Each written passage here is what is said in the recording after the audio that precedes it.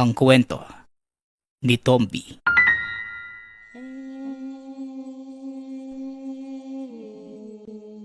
Ang kwentong ito ay hango sa totoong buhay. Mula ito sa isa nating tagapakinig. Karanasan ito ni Dante. Walang eksaktong taon. Probinsya ng Capiz. Ng mga sandaling yon, alas 4 pa lamang na madaling araw ay nasa taniman na si Mang Badong upang simulan ang pag-ani ng saging. Dumating na naman ang nakatakdang araw para mamutol at ibenta ang bungang ilang buwang inalagaan at pinaghirapan. Sa katunayan, ito ang may pinakamalaking lupain ng saging at kahit kailanman, hindi ito natinag ng anumang sakuna, katulad ng bagyo. Nanatili itong nakatindig sa kabila ng hagupit, bagay na ipinagtataka ng ibang magsasaka. Alam mo, bilib talaga ako sa inyo Mang Badong. Hindi ko alam kung anong mahika ang inilibing mo kasama ng mga punla para manatiling sagana ang pananim mo. Dito sa dagan natin, sagingan mo lang ang bukod tanging hindi nasira sa kakatapos na bagyong dumaan dito sa atin. Baka pwede mo namang sabihin sa akin yung sikreto mo para magawa ko din. Wala nang natira ni isang puno sa pananim. Hindi na pinatapos pa ni Mang Badong si Regino. Alam niyang naroon lamang ito para inisin siya. Mangungulit at kapag hindi pinagbigyan, magagalit. Abay, hindi pa sumisikat ang araw. Pero may gana ka na talagang manginis, ano? Bakit hindi ka muna umuwi sa inyo? Magkape, maupo sa sala at makinig ng balita sa radyo. Suhestyon ni Mang Badong na siya namang ikinatigas ng mukha ni Regino. Sa kanilang dalawa, siya pa ang may ganang magalit. Aba, matanda ka na, pero wala kang galang ha. Kita mong nagsasalita pa yung tao.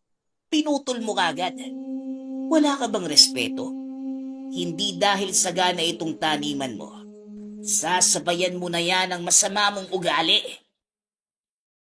At hindi rin porket wala kang magawa sa buhay.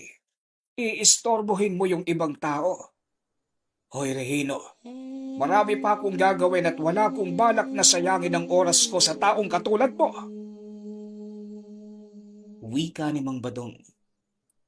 Kagad tinalikuran ng matanda ang bisita. Panay pa rin ang paghugot ng hininga upang pahupain ang tensyong nararamdaman. Ayaw nitong makaramdam ng galit. Gayong umagang-umaga pa lang, ibinuhos na lamang ang buong atensyon sa pag-ani ng saging. Nang makaputol na mahigit 20 puno, itinigil muna ni Mang Badong ang gawain. Naupo sa isang tabi. Inilabas ang baon na tinapay at kumain. Maliwanag na rin ang paligid na mga sandaling yon. Sumikat na ang araw. Ilang sandali pa, napalingon ito nang marinig ang malakas na boses ng anak na si Dante. Tatay! Tatay Badong! Nasaan po kayo? Wika ni Dante. Napahugot na lamang ng hininga si Mang Badong nang makitang nagsisimula na naman ang anak. Likas itong mabiro kahit nasa seryosong sitwasyon. Hoy Dante, nandito lang ako. Umagang-umaga ginagambala mo yung paligid. Hinaan mo nga yung boses mo. Alam kong nakita mo nang nandito ako Sumisigaw ka pa. Ay, nandito lang pala yung gwapito kong tatay. Ang dakilang si Badong. Isang magsasakang kinaiinggitan ng lahat. Sinabing manahimik ka Baka gusto mong itali kita kasama ng mga saging. Hoy Dante, huwag mo kong simulan ha. Maaga pa. Ito namang si tatay hindi mabiro. O ito, dinalhan kita ng kape mo. Nakita ko kasing nagbulsa ka ng tinapay. Siya nga pala tay, dumaan si Mang Gimo kanina lang.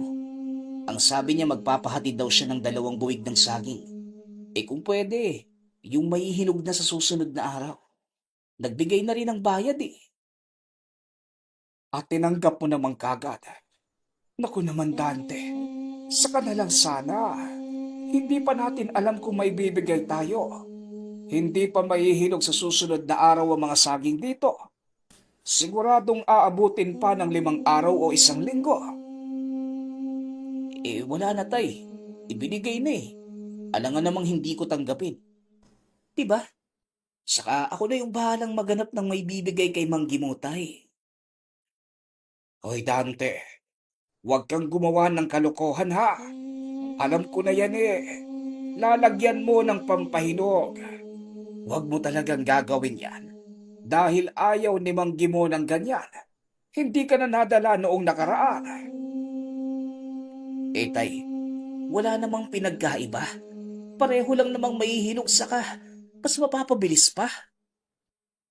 Ay nako, huwag ka ng maraming sinasabi dyan. Tumulong ka na lang. Dalhin mo na sa bahay yung mga saging. Ingatan mo na hindi mahiwalay sa buwig. Buwig ang bibilangin ng suki natin mamaya. Wika ni Mang Badong. Nang makaalis na si Dante, ibinaling na matanda ang pansin sa paglilinis. Pinuputol niya ang mga tuyong dahon ng saging. Inalis na rin ang mga ligaw na damot halamang nakapalibot sa bawat puno. Habang ginagawa ito, napansin niya na merong umaaligid sa paligid. Pasimple niyang tinignan at nakita ang isang lalaki sa hindi kalayuan. Ito din yung lalaking madalas nakikitang pakalat-kalat sa lugar. Hindi niya ito kilala o maging ang kanyang anak. Wala rin kaide-ideya kung sino yon. Nang tumagal, napagpasyahan niyang lapitan para magtanong. Ngunit habang papalapit siya sa kinalalagyan nito, meron pang ibang nakapansin. Kakaiba ang bigat ng presensya ng lalaki. At nang sandaling matukoy ay kagad itong naging alisto. Magandang umaga, iho. Huwag mo sanang mamasamain yung aking katanungan. Ikaw ba ay merong hinahanap? Napansin din yun ng iba ko pang kakilala eh. Sino ka ba at anong pakay mo rito? Diretsahang tanong ni Mang Badong. Tumingin lamang sa matanda ang lalaki. Walang kaimo-emosyon. Hindi man lamang nagpakita ng interes sa usapan. Nang hindi pa rin ito magsalita makalipas ang ilang segundo, muli nang nagtanong ang matanda. Talaga bang wala kang balak sumagot o pipi ka lang? Iho, mas mainam nang magsalita ka para alam naming mga taga rito kung anong pakay mo. Hindi kami basta-basta tumatanggap ng panauhin na wala man lamang balak na magpakilala. Sa ginagawa mong ito, may tiyansang pag-isipan ka ng masama o hindi kaya pagkaisahan. Muling wika ni Mang Badong. Pilit hinuhuli sa salita ang lalaki. Ngunit kahit anong gawin niya ay nanatiling tikom ang bibig. Hanggang sa nainis na ang matanda. Kaya diniretso na lamang. Siguro, kapag sinabi ko kung ano ka, magsasalita ka na, no? Mabait akong tao, iho. Kaya kung pwede, magpakilala ka na. Kung ayaw mo man, umalis ka na bago ko pa maisipang iligpit ang katulad mong aswang. Banta ni Mang Badong. Dito natauhan ang lalaki. May emosyon na rin nabanaag sa muka. Takot. Nang walang sali-salita, Nagmamadali itong umalis, patakbong lumayo sa lugar. Napailing na lamang si Mang Badong habang tinatanaw ito. Napapaisip pa siya kung bakit nga ba lumitaw sa kanila ang taong yun. Nagsimula na rin makabuo ng samud-saring kaisipan sa posibleng pakay ng lalaki. Ngunit bago pa ito magsalita, dumating si Dante at may dala itong masamang balita. Tatay Badong, narinig niyo na po ba yung nangyari sa kabilang sityo? May natagpo ang bangkay malapit sa ilog. Si Lolo Tunying. Bangkay sa ilog. Si Tonyeg, sinasabi mo bang patay na siya? Paano? Kausap ko lang siya kahapon Pwede ba, Dante? Kung wala kang ibang maiisip, magtabas ka na lamang ng damo. Tatay, patay na po yung kaibigan yung si Lolo Tunying. Ang sabi sa nakakita ng bangkay, hindi nalalayong nakagagawan yun ng aswang. Maraming kalmot, may kagat, bakas na hindi gawa ng anumang hayop o tao, kundi ng aswang tay. Nagpantig ang tenga ni Mang Badong sa natinig. Hindi dahil sa nalamang patay na ang kaibigan, kundi sa salaring aswang. Iniwan na niya ang gawain at nagmamadaling nagpunta sa kabilang sitio upang masuri ang nangyari. Katulad ng sinabi ng anak, malamig na bangkay na lamang ang naabutan. Dahan-dahan ding dinurog ang kalooban. Dahil sa lahat ng taong nakilala, si Mang Tunying lamang ang namumukod tangi sa lahat, sa kabutihan, kabaitan, at sa pagiging matalik na kaibigan. Kausap lamang niya ito kahapon. Nagkatuwaan pa sila ngunit ngayon, sumakabilang buhay na ito. Nakikiramay ako sa pagkamatay ng kaibigan mo, Mang Badong. May sasabihin po ko. Kagabi, bandang 12:00, naalimpungatan ako sa kakaibang ingay. Nakakakilabot nga Parang mabangis na hayop na sumisigaw. Natakot po ako kaya hindi ko na inalam. Isa pa, saglitan lang din yun Mga ilang segundo lang. Sa hinuha ko, Mang Badong, baka yun yung oras na inatake si Lolo Tonying ng isang nilalang. Marahil, aswang yun. Hindi nalalayong tama ka, Danilo. At kung sino man ang damuhong yon, hindi ko siya mapapatawad sa ginawa niya. Tama lang ho na gumanti ka, Mang Badong. Ang bait na tao nitong si Lolo Tonyi. Tapos namatay lang sa kamay ng isang aswang. Kahit ako man, kapag nakita ko yung hayop na yon, walang pagdadalawang isip ko yung papatayin. Wika ni Danilo. Katulad niya, yun din ang hinaing ng lahat. Hinikayat ni Mang Badong na ipaghiganti ang sinapit ng kaibigan.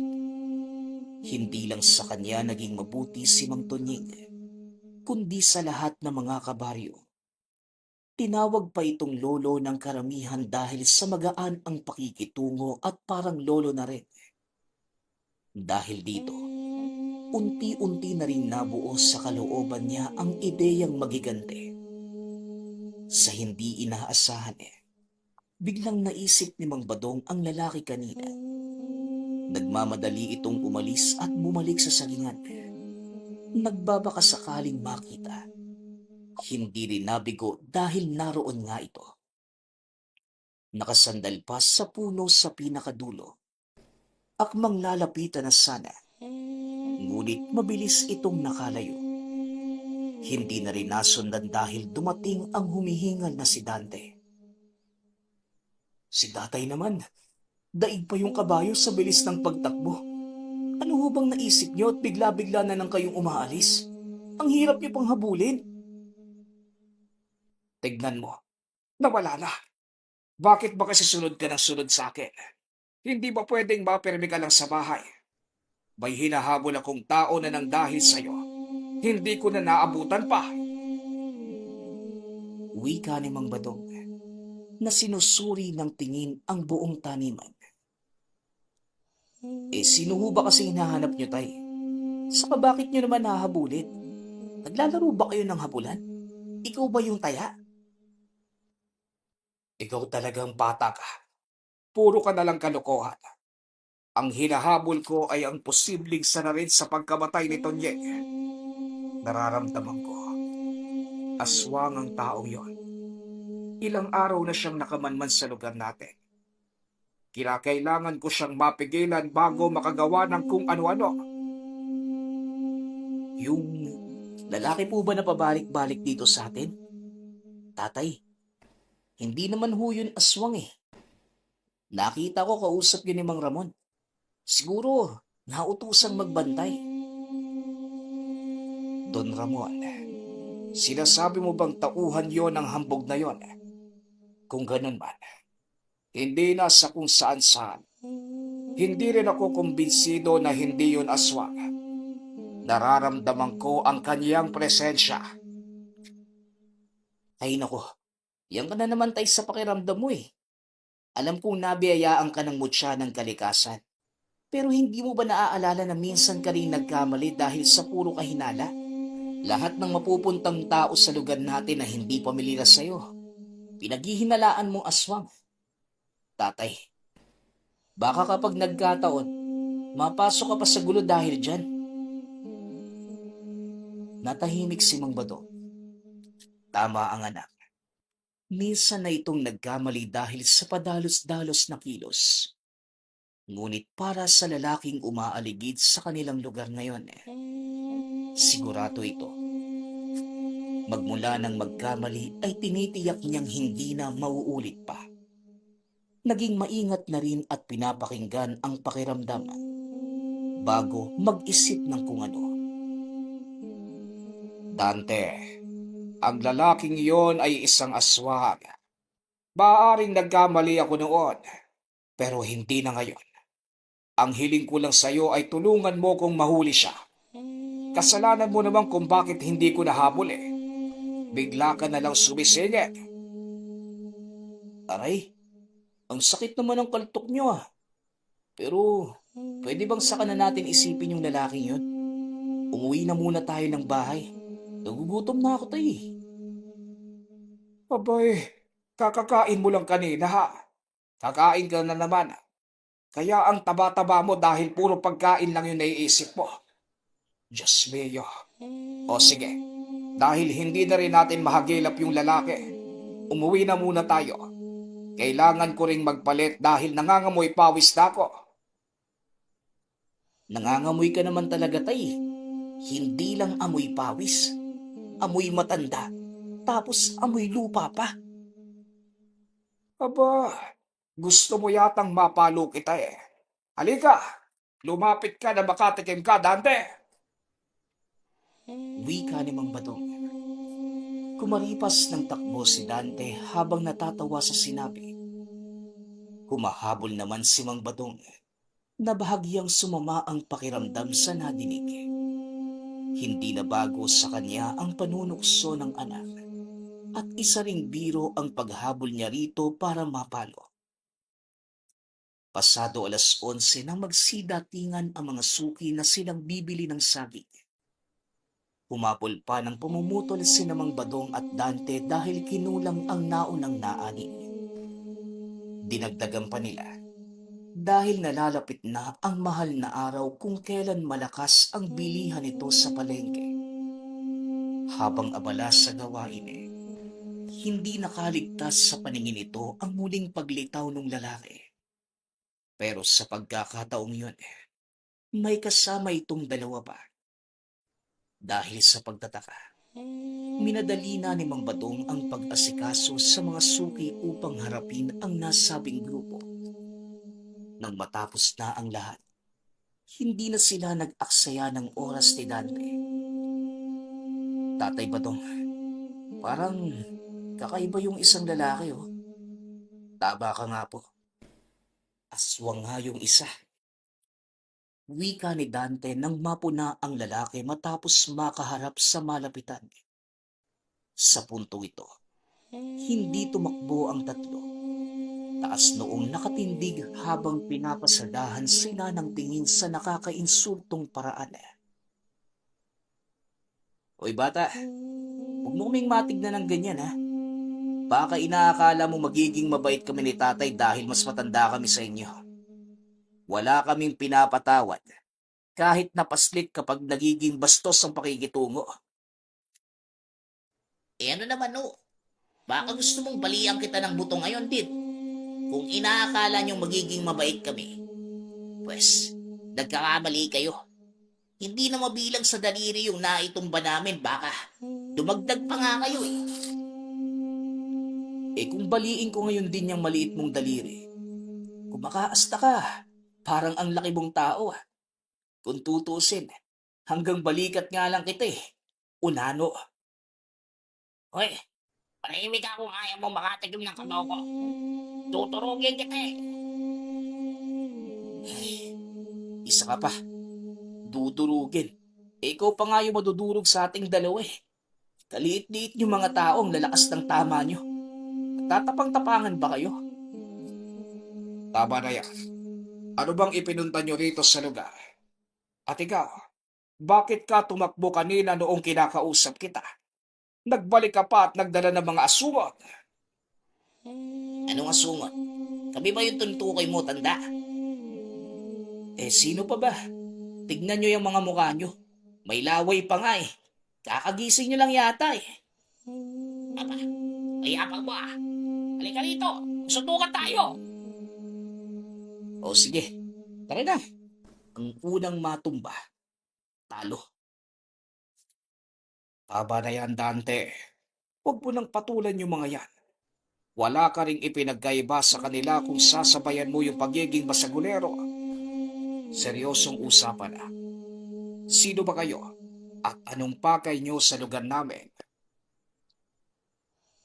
Mahabang katahimikan ang pumagitna bago nagsalita ang ikatlong lalaki, ang may lahing aswang. Inutusan kami ng amo namin. Bibilhin niya ang lupa niyo sa halagang hindi niyo maaaring tanggihan. At sino naman siya para sabihin niya? Hindi ko kailanman ipinagbibili ang lupang minana pa sa aking mga kaninunuan. Kung sino man ang amo niyong yan, balikan mo at sabihin hinding-hindi ko ibebenta ang lupain ko. Oh, ano pang inihintay niyo? Magsuwi na kayo at pakisabi sa asumot niyo ring amo na wala siyang makukuha sa amin. Sa iba na lang siya kamo bumili. Hindi kayo pwedeng tumanggi dahil mapipilitan si bossing na manggulo hanggat hindi niyo binibenta ang lupa. Sira ulo pala yung amo mo eh. Sabihin niyo kayang pumunta siya rito. Kami yung magtos. Sabing hindi ibibenta. Naninindak pa eh. Abay tarantado talaga. Umalis na kayo at pakisabi sa amo niyo na wag na siyang magtatangkang magpadala ng utosan dito dahil kapag hindi ako nakapagtimpe. Hindi na kailangang tapusin ni Mang Badong ang kanyang salita dahil kagad itong naintindihan ng tatlo. Lumakad na sila at saka umalis na ng lugar. Kung ganon, tayo pala yung minamanmanan. Bakit kaya isang aswang lang yung pinadala sa atin? Ibig bang sabihin, posibleng isa ring halimaw yung amo nila? Saka bakit tayo? Yan ang dapat nating alamin. May mga katanungan din ako. Anong nakita ng amo nila para magka-interes sa lupain natin? Ilang dekada na ang lumipas. Gayon lang tayo nakaranas na may naglakas loob na bumili ng lupain sa atin. Kung isa man siyang halimaw, marahil hindi niya alam ang tungkol sa akin. Pero imposible. Ang alin yung imposible, tay? Sa isip-isip ni Mang Badong, kung isang aswang ang gustong bumili ng kanyang lupain, imposibleng hindi nito mapapansin na meron itong tinatagong tanga. Kung malalaman kagad ng isang antingero kung tao o hindi ang kaharap. Ganon din ang mga aswang. Nakikilala nito ang mga taong may pangontra laban sa kanila. Kaya labis ang pagtataka. Siguro, gusto lang nilang manggulo. Dante, magmula ngayon, maging mapagmatyag ka sa paligid. Maging alisto ka rin dahil baka bigla-bigla silang umatake. Hindi natin alam ang kanilang pakay. Mas mainam na handa tayo kung sakaling may mangyari man. Simula sa puntong yun, binawasan na ni Dante ang pagiging maloko. Naging seryoso na muna at hindi na bago sa kanya ang ganitong sitwasyon. Ilang beses na itong nangyari sa buhay nila ni Mang Badong dahil talagang lapitin ng aswang lalo pat may tangan. Tinulungan niya ang ama sa pagmamasid sa paligid at kagad pinapaalam kung ano ang napapansin. Lumipas ang 2 araw na naging bantay sarado ang mag-ama. Wala pa namang nangyari ngunit pabalik-balik sa lugar ang mga lalaki. Hanggang sa palitan ng salita lamang din ang kanilang magagawa dahil hindi naman mga aswang. Yung binata lang na basugulero at pabalang kung sumagot. Tanda, ibenta mo na kasi yung lupa sa amo namin para hindi na kami pabalik-balik dito. Nakakapagod din eh. Napapagod ka na pala eh. Bakit hindi kayo umuwi at huwag nang bumalik dito? Gumamit din kayo minsan ng utak ha. Hindi puro kabalbalan at magmamayabang. Manahimik ka. Hindi ikaw yung kinakausap namin. Ikaw rin eh. Mga iho, hindi ko ugali ang ulit-ulitin ng salitang nabitawan na. Alam kong malinaw niyong narinig ang sagot ko noong nagtanong ang inyong kasama kaya magsiuwi na kayo. Naaalibadbara na ako sa pagmumukha niyong dalawa eh. Bakit ba kasi ayaw niyong ibenta? Malaking pera naman yung ibabayad ni Bossing. Hindi lang lupa ang mabibili niyo sa halagang matatanggap. Makakapagpatayo rin kayo ng magandang bahay, mga hayop na maaalagaan, sasakyan o kung ano-ano pa man. Kung sabihin niyo yan sa magaling niyong amo, hindi yung kami yung piniperwisyo niyo. Sa sino ba yung bossing niyo na yan? Hindi namin maaari sabihin kung sino. Dahil ang inutos lang sa amin, kumbinsihin kayong ibenta yung lupa niyo. Magsiuwi na kayo. Wala kayong mapapala sa amin. Huwag na rin kayong bumalik dahil hindi na magbabago ang pasya ko. Kagad pinagsarha ng pinto ni Mang Badong ang 2 binata. Kaninang umaga pa nag-uusap. Gumabi na lamang ay hindi sila tinantanan. Kahit hindi na nila hinarap, patuloy pa rin ang pangungulit ng mga ito. Nang marindi si Dante, kumuha ito ng isang balde ng tubig at saka walang pasabing itinapon sa 2. Nagalit pa at dito na napilitang umalis. Kita nyo? Tubig lang pala yung katapat nyo eh. O sige, subukan yung bumalik. Hindi talaga ako magdadalawang isip na buhusan kayo ulit. Teka, bakit ang baho ng tubig? Ano bang binuhos mo, Dante? Di yung pinagugasan ng pinggan noong nakaraang araw. Nakalimutan kong itapon kahapon eh. Ngayon lang. Ay naku, talagang bata ka. Buhusan mo nga ng sabon. Ang tindi ng baho eh. Kagad namang sumunod si Dante. Inasikaso ang paglilinis ng nangangamoy na tubig. Habang ginagawa yon, sa labas, napansin niya na may tao sa sagingan. Hindi pinansin noong una sa pag-aakalang napadaan lamang. Ngunit nang naroon pa rin ito sa sumunod na sandali, dito na siya naghinala. Tinawag niya ang ama at sabay silang nagpunta roon. Madilim sa bahagi ng sagingan dahil sa matatayog na puno at nagkakapalan ng mga dahon. Natatabunan ang liwanag ng buwan kaya't hindi namukaan ang lalaking kaharap. Sino ka ba?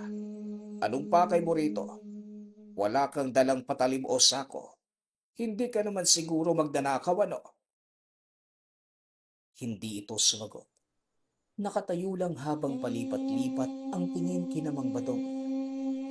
Ilang sandali pa, umalingasaw na sa buong paligid ang matinding amoy. Naalerto ang matanda kasabay ng paghanda sa sarili dahil sa paparating na aswang. Maging alisto ka, Dante. Hindi lang isang aswang ang narito. Dalawa sila. Mas mabuti pa sigurong umuwi ka na lang. At ako na ang bahala sa mga ito. Bakit naman, tatay? Akala niyo po ba kayo lang yung handa? Ako rin kaya? Wika ni Dante.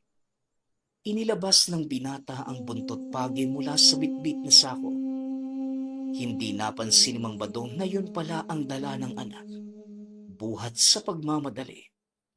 Siya naman ang dinama ang pagiging aktibo ng tangan. Ang mutya ng saging. Mula sa haring duwendeng nakatira sa taniman. Handa ka na rin naman pala eh. Kaya sige, pagtulungan natin ang mga ito. Mukhang hindi matanggap ng bossing nila yung pasya ko eh. Nagpadala pa talaga ng mga aswang dito. Dante, maghanda ka. At sa oras na susugod sila, hagupitin mo na kagad eh. Naging maaksyon ang labanan sa pagitan ng mag-ama at ng mga aswang.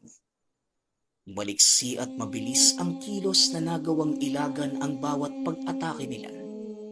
Ngunit hindi nagtagal. Natamaan din nila ang mga kalaban. Hindi sila tumigil sa paghagupit hanggat nabubuhay pa ang mga ito. Ilang sandali pa, nakahandusay na lamang ang mga ito at duguan. Halos lumabas na ang lamang loob sa laki ng sugat sa tiyan. May hinang nilalang naman pala ang mga ito eh. Hindi naman pala uubra ng ilang oras. May gana pang lumusog dito. Pero sayang lang. Pinuhay sana natin yung isa para matanong kung sino ang nagpadala sa kanila. Hindi na bali, tay. Nakakasiguro naman ako na hindi lang yung dalawang to yung huling aswang na pupunta dito. Kung interesado sa lupa natin yung amo nila, malamang magpapadala pa yun ng alagad. Ang tanong lang talaga, sino naman? Saka na natin isipin ang bagay na yan. Iligpit muna natin yung mga bangkay bago pa malaman ng mga kapitbahay. Kapag nagkataon, may usap-usap na namang kakalat. Alam mo naman yung mga tao rito. Nakakita lang ng kung ano marami ng sinasabi. Nagukay sila sa pinakadulong bahagi ng kanilang taniman. Itinambak doon ang mga bangkay at saka sinunog. Hindi nila iniwanan hanggat hindi nagiging abo ang bawat buto ng napuksang nilalang. Kinabukasan, naging abala si Mang Badong sa pagsusuri sa pananim. Nililinis at inaalisan ng mga tuyong dahon na itinambak doon sa hukay na pinagsunugan ng katawan ng aswang. Sa kalagitnaan ng trabaho, dumating ang matagal nang hindi nakikita na kapatid, si Mang Dionisio. Nisyo, ikaw ba talaga yan? Abat kay tagal na ng panahon noong huli tayong nagkita ha? Kumusta ka na? Saan ka ba nakatira ngayon? Bakit ngayon ka lang nagpakita? Aba, hinay-hinay lang sa pagtatanong, Badong. Baka hindi ko masagot lahat sa dami. Doon tayo sa bahay mag-usap. Nang makapagmerienda na rin tayo. At sakto ay may dala kang tinapay. May kape naman sa bahay eh. Naging masinsinan ang pag-uusap ng magkapatid. Mula sa simpleng kamustahan ay nauwi sa seryosohan. Hindi nakisali si Dante dahil sa mahalagang usapin ang naungkat. Binalikan ni Dionisio ang napagkasunduan ng kanilang ama at ng isang negosyante tungkol sa pagbebenta ng lupain noon. Hindi ito natuloy sa hindi malamang dahilan. Huwag mong sabihin sa akin na may kinalaman ka sa pagpapadala ng mga tauhan dito para sindakin kami ni Dante. Dionisio, magsabi ka nga sa akin ng totoo. May kalokohan ka bang pinasok ngayon? Anong pagpapadala ng mga tauhan dito? May nanggugulo ba sa inyo? Meron. At hindi lang ordinaryong tao. May lahing aswang. Kamuntikan na nga kami kagabi. Mabuti at nagawa naming labanan. Ano ka mo? Paano? Wala naman yan sa usapan namin eh. Usapan niyo. May kinalaman ka nga sa bagay na yon. Hindi ko alam na magagawa mong ipagkalulo sa masasamang nilalangang kadugo mo. Isa kang traidor.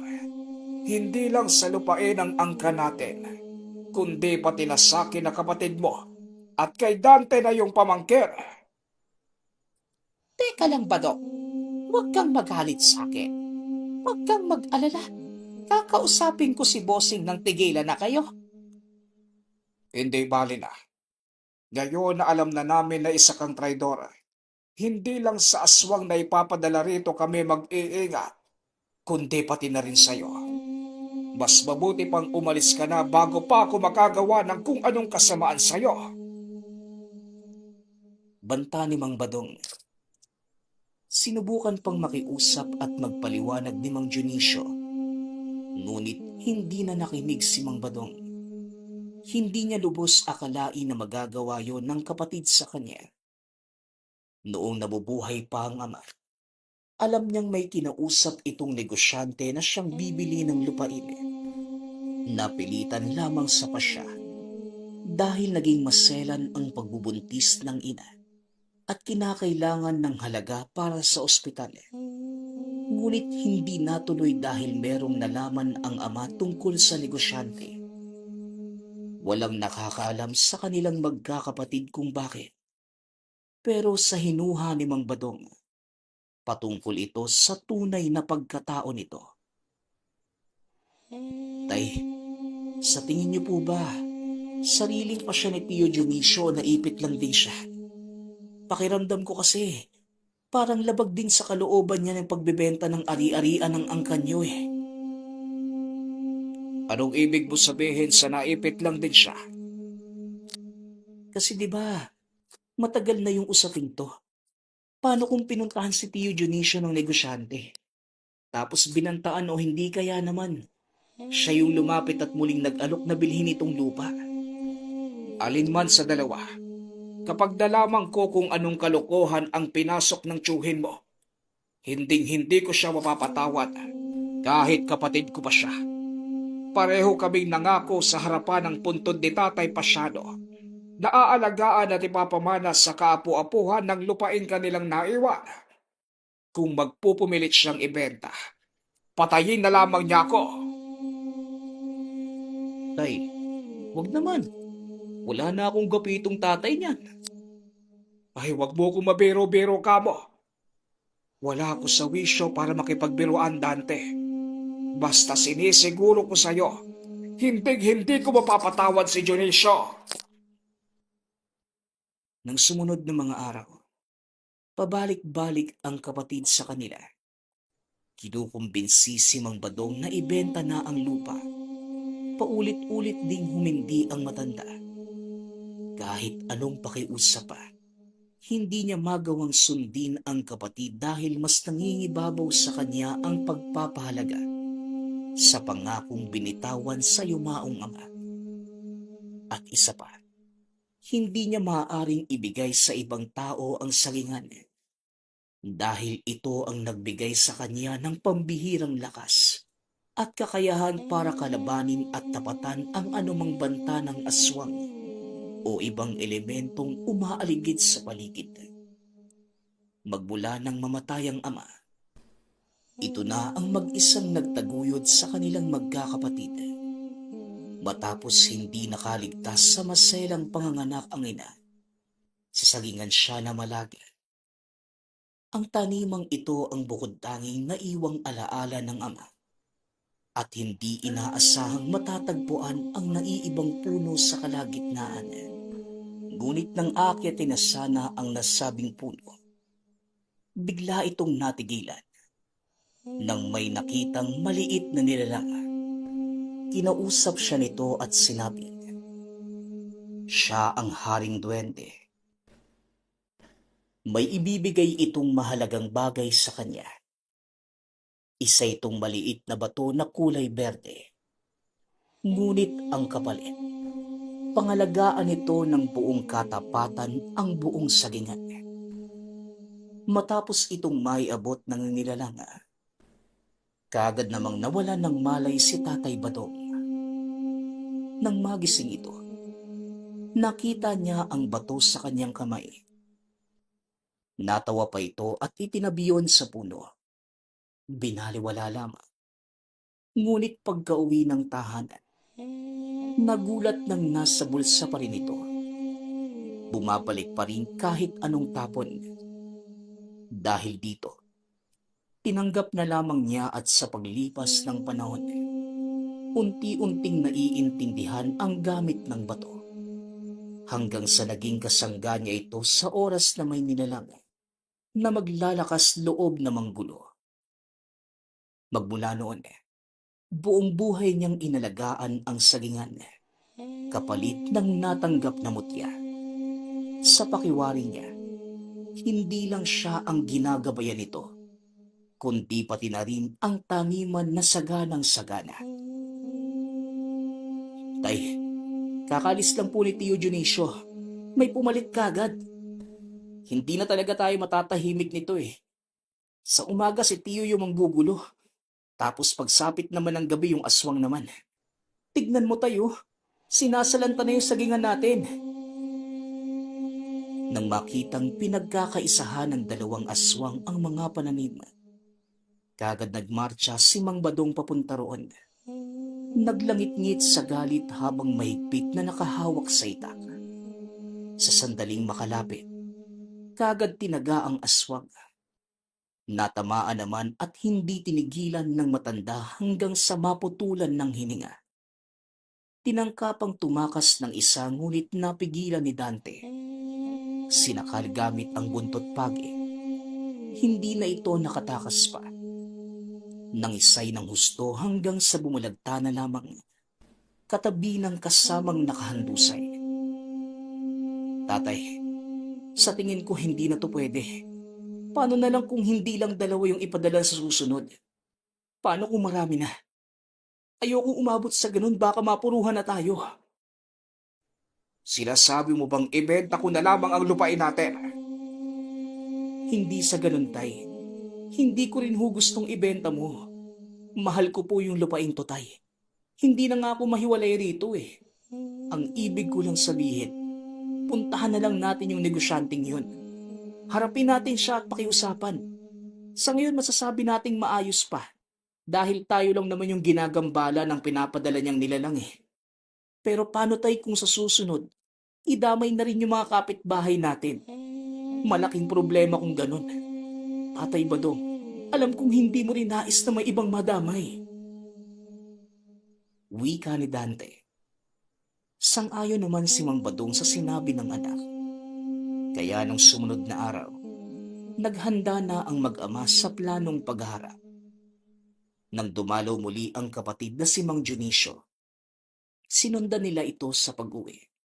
Dito nila nakilala si Don Ramon, isang tanyag na negosyante sa lugar noong kapanahunan ng kanilang mga magulang. Maraming usap-usapan patungkol sa Don. Nasangkot ito sa iba't ibang lihim na krimen. Ngunit dahil walang sapat na ebidensya, ang pinakamalala sa lahat ay ang bali-balitang may nakakita rito na nag-anyong aswang. Wala nga lang naniwala dahil nagsabi ay si Moyang, isang baliw. Ngunit matapos lumaganap ang usaping yun, hindi na muli pang nahagilap si Moyang. Pagkarating sa pabrika ni Don Ramon, hindi muna sila sumugod kagad dahil sa dami ng nakapaligid. Isa pa, wala rin naman sa planong lumusob Aalamin lang kung sino ang negosyante para malaman ang susunod na gagawing hakbang. Tatay, sayang naman. Sana pinuntahan na natin yung dun eh. Malay natin madadaan pa pala sa usapan. Hindi, Dante. Kilala ko na si Don Ramon noong kabataan ko pa. Matanda lang siya ng 20 taon sa akin. At simula noong magkabuwang ako, nadidinig ko na ang pangalan niya. Hindi siya madali pakiusapan. Isa itong malupit at marahas. At ngayong klaro na sa akin ang tunay niyang katauhan. Isa palang aswang ang hayop na yan. Napansin ko nga rin yan, tay. Ang inaalala ko pa, si Tio Dionisio. Paano kung saktan siya ng Don? Paano kung madali siya nun? Isa pa yung tsuhin mong yan. Gayong matanda na saka lang tumigas ang ulo. Tatanga-tanga pa rin. Kakampi na nga lang. Sa aswang pa talaga. Nasa talampakan yata yung utak nun eh. Nakakagalit naman po talaga yung ginagawa ni Tio, tay. Pero hindi po ba dapat muna nating alamin kung sino yung may gustong maibenta yung lupa? Siya ba o yung negosyanteng si Don Ramon? Kamuntika nang makalimutan ni Mang Badong ang bagay na yun. Mabuti na lamang ay pinaalala ng anak. Dahil kung hindi, baka sa susunod na pagkikita nila ng kanyang kapatid, may pisikalan ng mangyari. Galit na galit ito kay Dionisio, ngunit dapat munang alamin kung ano ang totoo. Hinintay muli ang pagdalaw ng kapatid, ngunit lumipas na lamang ang 3 araw. Wala itong paramdam. Hindi na rin nagpadala ng aswang si Don Ramon. Naisip ni Mang Badong na baka ito na ang umayaw matapos ilang ulit na hindian. Dahil dito, ibinaling na lamang ang atensyon sa gawain sa sagingan. May bunga na maaaring anihin at may suki na rin naghihintay. Pasado 8:00 nang matapos ang pamumutol. Hapon na rin nang magsimula dahil hindi nakapagsabi kagad ang suki. Hinahakot na lamang nila Dante ang mga buwig papunta sa bahay upang maiayos sa lagayan. Nang isang buwig na lamang ang natira, si Dante na ang kumarga. Niligpit na lamang din ni Mang Badong ang mga patalim na ginamit. Ngunit bago matapos, bigla itong napalingon ng may kung anong dumaan sa likuran. Tumindig kagad ang mga balahibo. Naging aktibo din ang tangan. May nakikita itong figura na palipat-lipat sa mga puno ng saging. Matindi ang pag-alingasaw. Kahit siya ay halos maduwal. Tay, ayos lang po ba kayo? Ang baho ah. Aswang yun sigurado ko. Pati si Dante, naalerto ng maamoy at makita ang figura sa unahan. Humablot na rin siya ng patalim. Tay, uuwi na muna ako ng bahay ah. Kukunin ko lang yung buntot pagi ko. Sa pag-alis ni Dante, saka naman umatake ang aswang. Dire-diretso ito sa pagsalakay kay Mang Badong. Naging handa naman ang antingero na tinapos kagad ang buhay ng nilalang. Sa kanyang pag-ilag, isinabay ang pagsaksak ng hawak na patalim na tumagos pa sa lalamunan. Kagad bumulagtas sa lupa ang aswang at pagkabalik ni Dante, tapos na ang sagupaan. Ay, ayun na yun? Tapos na kagad? Kakabalik ko lang eh. Tatay naman hindi man lang ako hinintay. Nakasilip na ako ng pagkakataon na tapusin kagad ang isang to. Kaya ginawa ko na. Alam nga namang patatagalin ko pa kung pwede namang tapusin na. Kumuha ka na lamang ng pala para mailigpit na natin yung katawan. Naging tagaligpit pa tayo nito eh. Jesus Mariose. Pagkatapos mailigpit ang katawan ng aswang, may nadinig na naman silang sigaw mula sa kung saan. Humihingi ng saklolo. Base sa ingay, parang hinahabol ito ng kung ano. Takot na takot. Dante, Iuwi mo na itong mga gamit sa bahay. Ako na lang ang aalis para alamin kung ano ang ingay na yon. Magpahinga ka na rin at huwag nang sumunod. Dali-daling pinuntahan ni Mang Badong ang pinagmula ng sigaw para sumaklolo. Sa kakawyan, malapit sa ilog natagpuan ang babaeng natatarantang tumatakbo, palayo sa humahabol na aswang. Kamuntikan pa itong madali.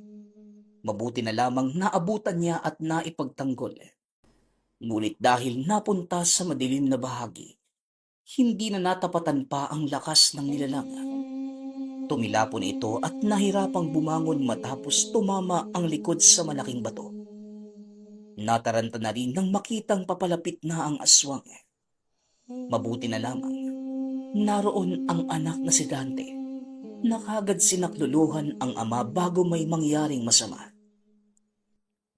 Ikaw aswang ka, dadaan ka muna sa akin bago mumasak ka ng tatay ko. O ano, aaray-aray ka ngayon ano? Ito po! Wika ni Dante na walang tigil sa paghampas ng nilalang. Kinabukasan, maagang nag-ayos si Mang Badong at Dante para puntahan si Don Ramon. Ngunit hindi na nagawa pa dahil dumating si Mang Dionisio kasama nito. Tatay, di na po pala kailangan eh. Siya na mismo yung lumapit sa atin. Wika ni Dante nang makita ang dalawang panauhin. Nagmamadali namang lumabas si Mang Badong upang malaman ang sinasabi ng anak. Hindi nyo naman kailangang magbanta. Nandito na si Don Ramon para makipag-usap sa inyo. Ibaba nyo ang pangontra para makalapit siya. Bawalang galang na po, tiyo. Hindi namin ibababa ni tatay ang pangontra. Para lang sa isang yan. Kung pwede nga lang, patay na yan ngayon eh. Hindi lang kami yung ginugulo ng damuhong to. Nandadamay na rin siya ng mga inosente. Tante, magdahan-dahan ka sa pananalita mo. Mas maganda si Don Ramon kaysa sayo. Kaunting respeto naman. Respeto? Nagpapatawa ka ba, tiyo? Kung re-respetuhin ko ang isang nilalang na may kaluluwang halak, mas mabuti pang magpakamatay na lang ako. Tama si Dante, Dionisio. Sa kapano ka naging maamo sa hayop na yan? Alam mo kung anong klaseng tao siya. Pero bakit parang mas iginagalang mo pa kaysa sa amin na yung kadugo? Binantaan ka ba niya? Wala namang ibang gusto si Don Ramon kundi bumili ng lupa. Natin ang napili niya dahil malawak at sagana sa pananim. Nais niyang mapalawak ang kanyang negosyong hawak, kaya naman pumayag ka na. Makatama naman ang presyong ibibigay niya sa atin. Patayin mo na lang ako, Dionisio. Kailanman hindi ko ibibenta ang lupa ng ating angkan. Ito, patayin mo na lang ako! Inilapag ni Mang Badong ang kutsilyo. Hindi yon inaasahan ni Mang Dionisio. Kalaunan, umalis na rin ito na makitang lumakad palayo si Don Ramon. Ganyan nga, umalis na kayo at huwag na kayong babalik dito. Hindi porket isa kang mayamang negosyante, basta-basta ka nalang maninindak. Dante, tama na. Huwag kang magsayang ng laway sa mga yan. Tara na, maglinis na lang tayo sa taniman. Iginugol ng dalawa ang oras sa pagtatrabaho. Hanggang sa lumipas ang mga araw. Ito ang nasa isipan ni Mang Badong. Hanggang sa dumating ang puntong nalaman ang katotohanan. Dahil sa palihim na kilos ni Dante. Tay, alam ko na. Meron akong balita. Alam ko na yung totoo. Ay sus, ano na naman yan? Siguraduhin mo na magandang balita dahil kung puro kabalbalan lang ang sasabihin mo, palilintikan ka talaga sa akin. Nagmamadali ako rito eh. Tatay Badong, naipit lang si Tio Dionisio. Biktima lang siya ni Don Ramon. Sila ng anak niya. Si Ate Milagrosa, hawak ng lintik na Don. Gustong mapang-asawa na matanda si ate. Ayaw pumayag ni Tio kaya ayun, dinakip. Hindi mababawi hanggat hindi natin ibibenta ang lupa. Ano ka mo? Abay tarantado. Sigurado ka ba, Dante? Kung ganun, tara na. Tulungan natin ang pinsan na tiyuhin mo. Hindi akalain ni Mang Badong na yun lang pala ang dahilan ng lahat. Hindi na nagtaka dahil nangyari na ito noon. Likas ang kagandahan ng pamangking si Milagrosa. Kinahuhumalingan ng mga kalalakihan. Isa na dito ang matandang Don. Magmula noong lumipat si Mang Dionisio sa ibang lugar, wala na itong naging balita sa dalaga. Ngayon lang na naging bihag pa ng aswang. Dumiretso si Mang Badong sa pamamahay ng kapatid. Naabutan niya itong mag-isa. Humahagulgol habang hawak ang litrato ng anak. Dito na nagkalinawa ng magkapatid. Ipinagtapat nito ang katotohanan. Hindi na kaya pa ni Mang Dionisio ang sitwasyon. Kaya naglakas loob ng humingi ng tulong sa kapatid. Hindi na mapigil ang galit ni Mang Badong. Mula sa bahay ng kapatid, dumiretso ito sa baluarte ni Don Ramon. Sa bahay na ito nagpunta dahil walang tao sa pabrika. Sakto naman na walang bantay dahil bawat linggo ay pinapayagan ng Don na maglakwat siya ang mga tauhan. Walang kahirap-hirap na pumasok. Natagpuan niya ang pamangkin na umiiyak sa isang kwarto. Itatakas na sana nang lumitaw na si Don Ramon. Masamang nakatitig sa kanya. Nandito pala ang anak ng yumaw kong kaibigan. Alam mo ba na pwede kitang ipadampot sa mga pulis? Dahil sa ginawa mong pagpasok sa bahay ko nang walang paalam. Hindi mo rin ba alam na pwede kitang patayin ngayon? Dahil sa ginagawa mo sa pamangking ko. Ang lakas ng loob mong gamitin ang bata para lang makuha ang kung anong gusto mo. Isa pa, hindi kayo naging magkaibigan ng tatay ko. Eh bakit ba ayaw mong ibenta ang lupa, Badok? May itinatago ka ba sa taniman? Anong sikreto ang naroon para maging masagana ang pananim mo? Na kahit bagyo ay hindi ito natitinak. At bakit sa dinami-rami ng lupang pwede mong bilhin? Lupain pa namin. Eh kung sasabihin ko sa'yo, hindi na magiging sekreto. Pero tinitiyak ko sa'yo na kapag nagpumilit ka sa gusto mo, ang sagingan mismo ang papatay sa'yo. Lingid sa ka naman ng karamihan. Kahit nakuha na ni Tatay Badong ang mutya, aktibo pa rin ito. At sa oras na may lumapit na aswang, siguradong hindi na ito makakaalis ng buhay. Nasubok na ito dati noong unang inkwentro ni Mang Badong. Habang nakikipaglaban, napadpad sila sa nasabing puno at napansin na lang niya na ito na ang mismong pumuksa sa nilalang. Ito din ang sikretong matagal nang iniingatan. Isa rin sa dahilan kung bakit sagana ang taniman. Badok, kung ayaw mong ibenta ang lupa, o sige, ayos lang. Pero umalis ka na at iwanan mo ang dalaga sa akin. At talagang isa kang hayop ano? Magkakamatayan muna tayo bago mo makuha ang pamangkin ko. Inihanda na ni Mang Badong ang sarili. Si Don Ramon naman ay nasasagad ang galit at nag-anyong aswang. Ngunit bago umatake, nasakal na ni Dante gamit ang buntot pagi. Nagulat pa si Mang Badong.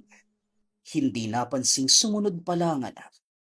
At bago pa makawala ang aswang, tinagana na matanda hanggang sa paulit-ulit na tumagos sa katawan ng patalim. Hindi na rin nila pinatagal. Kagad sinunog ang bangkay sa mismong tahanan. Saka lang iniwanan na maging abo na maging ang buto. Dionisio, kukup-kupin ko si Milagrosa. Mas ligtas siya sa poder ko kesa sa'yo. Hindi mo nga nagawang ipaglaban sa doon na yun eh. Nasa lahi naman natin yung pagiging palaba. Pero mukhang ampong kayata. Eh kung aampunin mo si Milagrosa, isama mo na rin ako.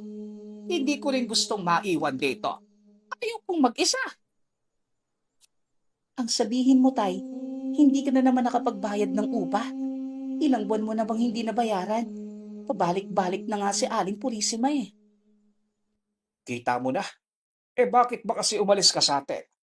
Ang daming problema magmula noong lumipat kayo. Pati yung bata na damay pa.